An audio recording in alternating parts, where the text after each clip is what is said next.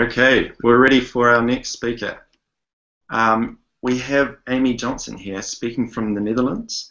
Amy works as a technical writer at Jekyll Labs, and she'll be talking about using Jekyll for technical documentation.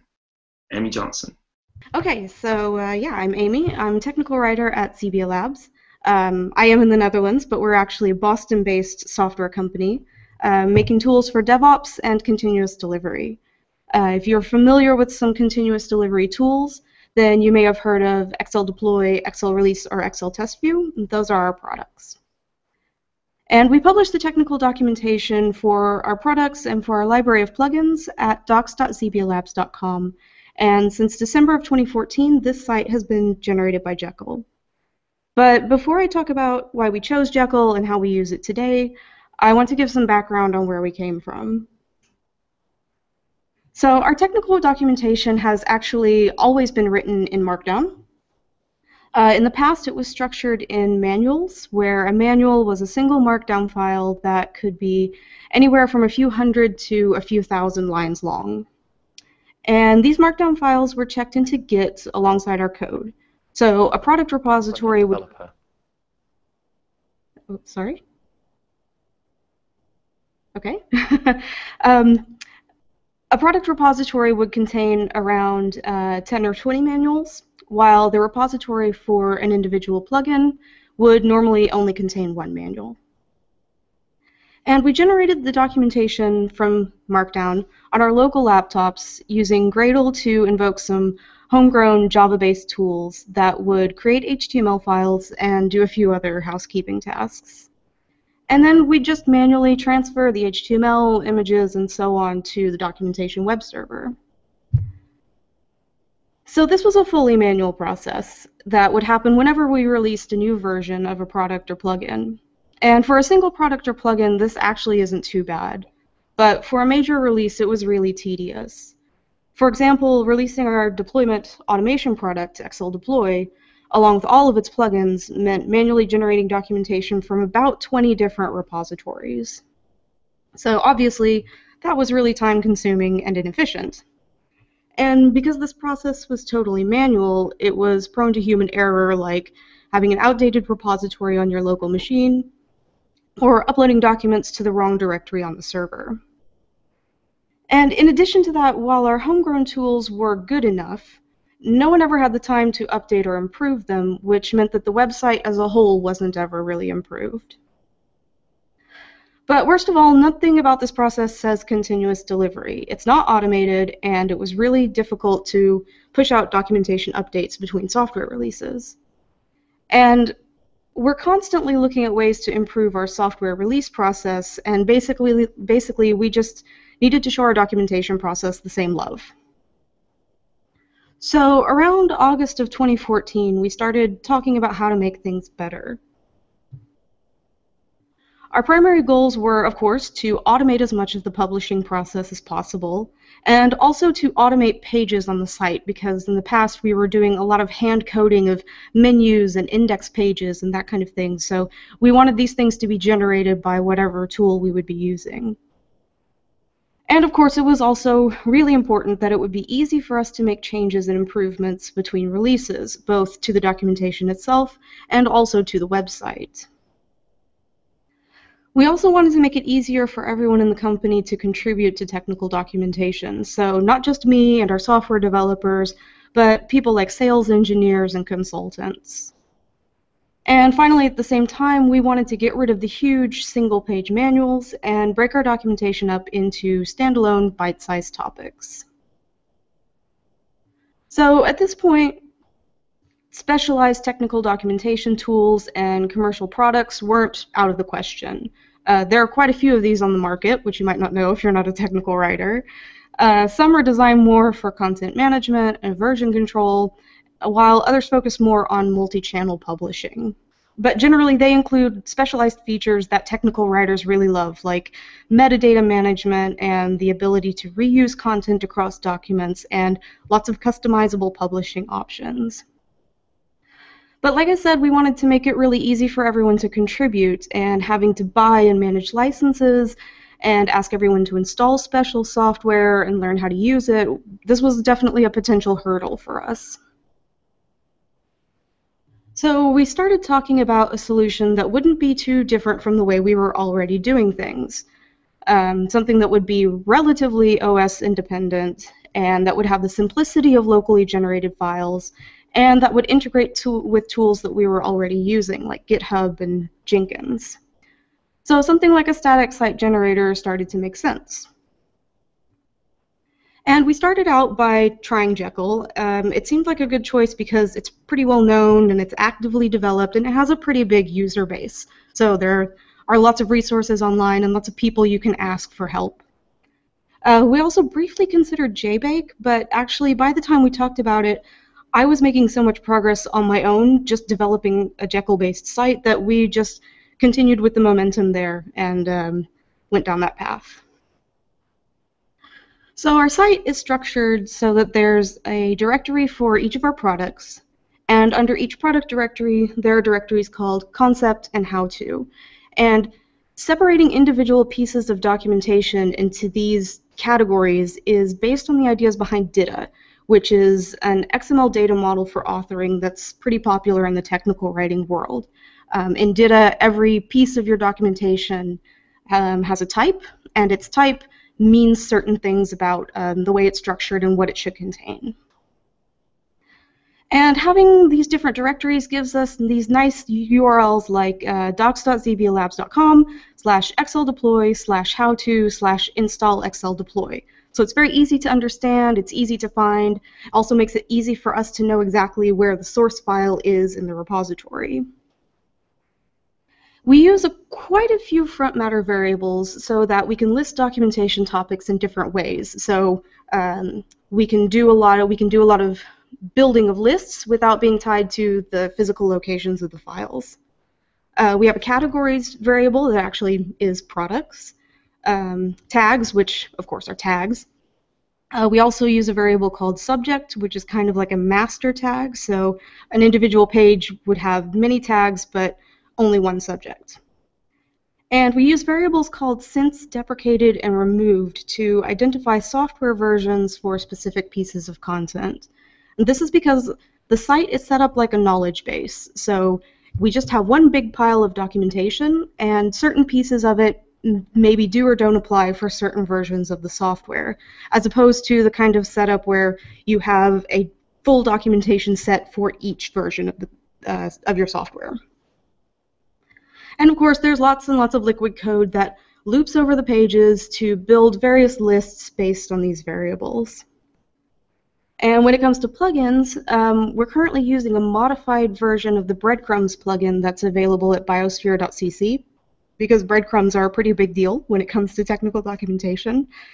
But this plugin doesn't work with Jekyll 3, so when we upgrade, we're going to switch to a liquid-based way of building breadcrumbs. We ran into some speed bumps when working on the upgrade, so hopefully that will be done soon. We also use Nick Quinlan's Pageless Redirects plugin. You can find it on GitHub, and I really recommend it. We use that quite a lot. And finally, we developed a plugin in-house that gets information from Jira about the bug fixes that are planned for future releases and publishes it on the site on a page that we call the Fix Tracker. So once this site design started to take shape, we set up a continuous delivery flow that would automate the process of updating it. And this is how the process looks today. We have a single repository that contains the things Jekyll needs, like page layouts and data files, as well as the actual markdown files that make up the documentation. And every time someone commits to the master branch of that repository, it kicks off a Jenkins job that runs Jekyll build. And this job has a post-build step that uses rsync to transfer files to the documentation server. So now, the only manual action that's required is committing a change to Git. Everything else is automated. For documentation related to a feature or a release that's still in development, we simply create branches that eventually will be merged into the master branch. And this makes it really easy for anyone in the company to create a pull request and ask me or anybody else to review it. So today, Jekyll generates about 450 pages or so for us, and it takes about 57 seconds to build the site. And this is mainly because even with caching, building those breadcrumbs takes a while. And since we created the repository in August of 2014, there's been an average of 5.5 commits per day. So docs.zblabs.com has gone from being touched maybe once every 3 months to being updated multiple times per day. And this is everything from a little typo fix or a CSS change to reworking old content and adding completely new content. And I think these kinds of incremental improvements are really valuable. And this setup allows us to be very reactive. So if a customer opens a support ticket that could have been prevented by a different or better explanation in our docs, then we can make that fix right away. Sometimes we do that even before the ticket is closed. So I'd love to say that Jekyll has solved all of our documentation-related problems, but there is one category of documentation that I haven't mentioned yet, and that's reference documentation that we generate from our code. This is documentation for a few different APIs and for configuration items, which are basically all of the things you can create in our products. These documents are built by a few different homegrown tools, although we do use Swagger for a couple of our REST APIs. But this is a typical, if it ain't broke, don't fix it scenario. These tools work reliably, replacing them isn't trivial, and in the end, they're pretty far outside what Jekyll was designed to do. However, we were inspired by our Jekyll continuous delivery flow, and we've implemented an automated publishing flow for these docs. But instead of being triggered by git commits, the Jenkins jobs run every night at midnight automatically, so that we're not running documentation jobs for every single code change. And we actually have about 88 of these Jenkins jobs because we have to account for a lot of repositories and a lot of branches in those repositories. So it's not quite as nice and tidy as our single Jekyll repository. So obviously there are some downsides to this. The fact that Jekyll isn't aware of this documentation means that we miss out on a lot of features. But I think it goes to show that if you have a site with content that's a bit scattered or inconsistent or currently being created in different ways, you might still be able to get some value out of using Jekyll. And depending on how your site is structured, you might be able to use a hybrid approach to migrate from another tool to Jekyll in phases. So the big question is Jekyll right for your technical documentation? And like with any other tool, the answer is it depends. But based on my experience, these are some factors that you should think about when considering Jekyll. Obviously, the first is your technical docs. If you have thousands of pages spread across a handful of Word documents, then getting that into Markdown is going to take some time. And if you're using Dita or DocBook or another XML-based approach, then you'll have to decide how you want to adapt that when you move to a more free-form setup where the structure of your topics isn't going to be enforced by XML. And another technical writery thing is if you have a high level of content reuse, or if you have automatically generated content like glossaries and related topic lists, then you want to think about the fact that you'll need to rebuild that functionality in Jekyll, possibly by writing plugins. Another thing to think about is the way in which you deliver documentation. At ZB Labs, we chose the easiest path, and we simply stopped packaging documentation with our software. We just refer our users to our website where they can find the latest docs. But sometimes technical writers are required to deliver PDFs or some other specific format, and in that case, you would probably need to extend Jekyll or set up some kind of pipeline that invokes other tools to convert Markdown or HTML to the formats that you need. And finally, you want to consider how users browse and search your documentation and how you want them to do that. One of my favorite things about Jekyll is that you can add pretty much anything to the front matter of your files and then access it with Liquid. So you can come up with all kinds of creative ways to organize your content and allow users to browse it that way. And along those lines, if all of your site's content is in Jekyll, then you can pretty easily generate things like XML sitemaps and JSON files and then feed those into a search tool. But again, you're going to have to set all of this up when you develop the site. It's not just built in. So another thing to think about is your team. Are you a solo technical writer? Are you working with a group of technical writers? Or maybe you're not a technical writer at all and you're working at a place where docs are written by people like developers and business analysts. If you're working with technically inclined people, then that might make the learning curve a bit lower, especially if you're going to use Jekyll with a version control tool like Git or Subversion. However, you might need to think about how you're going to enforce consistency and style across your documentation. That's the kind of thing that technical writers tend to be really good at, and people who aren't technical writers maybe don't think about quite that much. So, well, that's probably an issue no matter what tool you choose. If you are working with a group of technical writers, you might need to think about what their skill sets are. Because tech writers aren't just in the software industry. They work in finance and telecom and aerospace and manufacturing and all kinds of other industries. So it is possible to find technical writers who aren't necessarily going to be comfortable working full-time in Markdown, or who actually just aren't interested in running anything from the command line. And of course, lack of interest in learning something new can be a hurdle with any new tool or approach or process, but it's worth thinking about the tasks that people will be able to do and whether Jekyll will make it harder for them to get their work done. And of course, you have to think about whether you or your team has the time to develop a Jekyll-based site and what kind of training might be needed and whether this fits with your overall workload and priorities. This one was a big one for me because even though we wanted to develop a new documentation site, in the end, I had to be the one who did it, in addition to my normal job of writing documentation. So in retrospect, actually it didn't take that long and it wasn't that much work, but at the time it felt like it was taking forever. So if this is something that you would have to do on the side of your main responsibilities, then you kind of need to make sure that that stays in balance. And finally, I think that company culture plays a role. At Zebia Labs, our culture is definitely one where everyone is encouraged and empowered to just take a good idea and run with it. So in my case, I'm not only trusted to do a good job of writing documentation, I'm also trusted to do a good job of building and maintaining the documentation site. But at some companies, that's just not the way it works. Maybe coding a website is just too far outside the technical writer role.